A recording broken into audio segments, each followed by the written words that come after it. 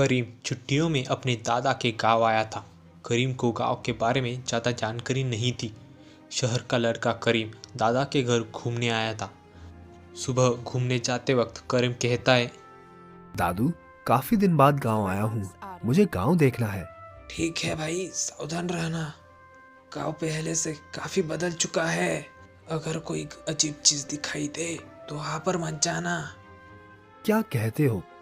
इस युग में ऐसी बातों पर कोई विश्वास नहीं करेगा। फिर करीम घूमने निकल गया। लगभग 10 साल के बाद गांव की शक्ल पहले से काफ़ी बदल गई थी। कई नए नए आविष्कार देखने मिल रहे थे। चलते चलते करीम को एक संकरी सड़क दिखाई दी। करीम खुद से कहता है, क्या बात है, सब कुछ बदल गया है, पर ये रास्ता आज भी वही है। क्या बात है? जैसे ही करीम गली में कदम रखता है, पीछे से एक आवाज़ आती है। एक आदमी पीछे से करीम से कहता है, यहाँ से चले जाओ। तुम यहाँ क्यों आए थे? वापस घर जाओ। कौन? यहाँ से चले जाओ। क्यों? क्या हुआ? और आप कौन हैं? तुम मुझे नहीं जानते। मैंने तुम्हारे खातिर कहा, ये जगह बहुत अच्छी नहीं है। एक अच्छे लड़के की तरह घर जाओ। जैसे ही करीम मुड़ता है, वो आदमी गायब हो जाता है। क्या अजीब आदमी था। ऐसे लोगों की वजह से ही अंधविश्वास बढ़ रहा है। फिर करीम उस आदमी की बातों पर ध्यान न देते हुए आगे बढ़ जाता है। आगे चलने के बाद उसे एक सुंदर झोपड़ी दिखाई दी, लेकिन उस झोपड़ी के आसपास कोई नहीं था। गांव में इतनी खूबसूरत पुरानी झोपड़ी पहले कभी नहीं देखी। ये कुटिया बहुत समय पहले की है। अंदर का नज़ारा देखने के लिए करीम आगे बढ़ने लगा, लेकिन घर में घुसने के बाद करीम हैरान रह गया।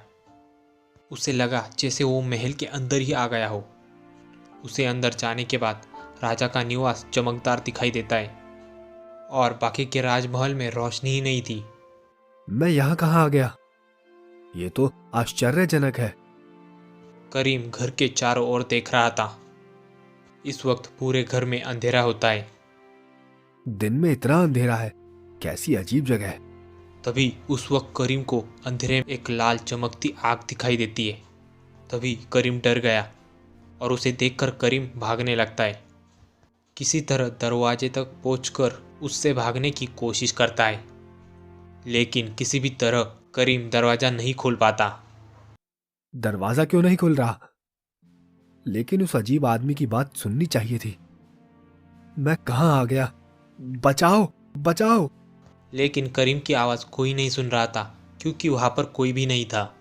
तभी करीम अंधेरे में एक लाल जोड़ी आंखों को अपनी ओर आते हुए देखता है। करीम डर के मारे चीखने लगता है बचाओ, बचाओ। और बेहोश हो जाता है।